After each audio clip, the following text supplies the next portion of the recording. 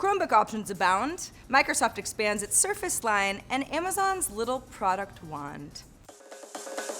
It's Tuesday, March 31st, and this is Crunch Report. If you are looking for the perfect Chromebook, well, today is your lucky day. A few weeks after launching the Chromebook Pixel, which is the highest-end Chromebook on the market, Google's launching two products on the other side of the spectrum. The Hair Chromebook 11, which is now available online at Amazon, and the Hisense Chromebook, now available at Walmart.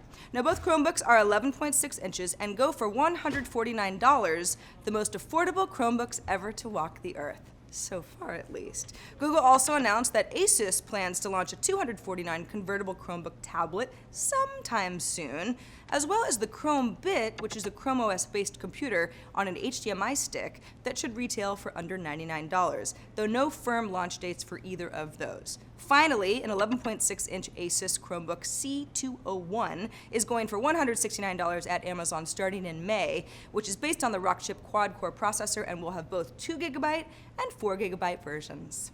Let's talk about more hardware. Microsoft announced a new addition to its Surface line of tablet hybrids today, the Surface 3, which is thinner, smaller, lighter, and even a little less powerful than the Surface Pro 3, but running a full build of Windows. It starts at $499 and has a 10.8-inch screen, claims 10 hours of video playback on a full charge, and comes with a year subscription of Office 365.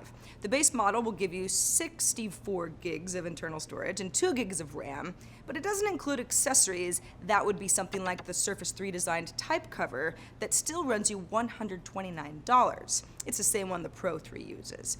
If all that sounds like a good deal to you, the Surface 3 goes on pre-sale today for wide availability on May 5th. Yesterday we told you about Jay-Z's new music streaming service Tidal, which differentiates itself from competitors like Spotify, RDO, and Beats with higher quality music, with a higher price point, and then exclusivity windows for certain artists. This strategy has some folks sort of scratching their heads, including our own Josh Constein, who in one of his, let's call them signature rants, makes some great points about why premium prices just don't make sense anymore.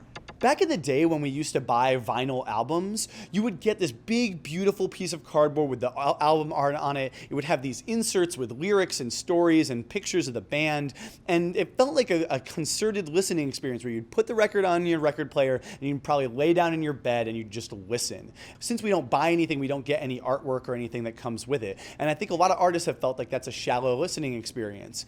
But the question is, do listeners really care about any of this? And my answer is basically no.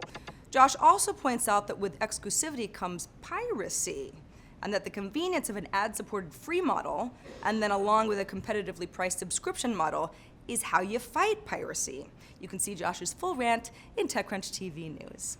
Okay, this morning a bunch of my colleagues had a debate about whether or not Amazon's new product was real or an April Fool's joke, because, you know, that's tomorrow. The company has announced the Dash button, and it's real. It's a little wand of sorts that allows you to press one button and order products that you know you're going to want to replace on a regular basis, like toilet paper or cat litter or Twix bars. If you're me, anyway. The Dash button is free for Amazon Prime members and comes in a bunch of different branded versions based on what it's coded to order, and it mirrors what Amazon's one-click ordering feature on the web is already doing. It's just a hardware gadget. And it's actually kind of smart, so if you have a physical device in your laundry room, say, where you run out of products a lot, you might remember to order those products before you actually run out if you've got a little gadget sitting there on the wall, because you don't want to go to the market instead of Amazon, and then Amazon loses out on that order.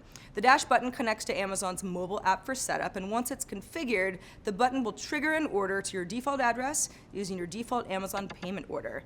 And to cut down on duplicate orders by mistake, if you have a trigger-happy finger, Amazon won't trigger another order made by button presses in a row until the first order is delivered, unless you override that manually. Pretty cool. So back in the olden days, if you were under 13, you weren't allowed to have an official presence on Facebook. Well, kids under 13 still actually can't legally have a profile, but their parents can now tag photos of them to be put into a special scrapbook, or a pet if you're not child inclined. The scrapbook is designed to be a central place to share photos of little ones with your friends and your family, and will roll out first in the US on iOS, on Android, and Facebook desktop.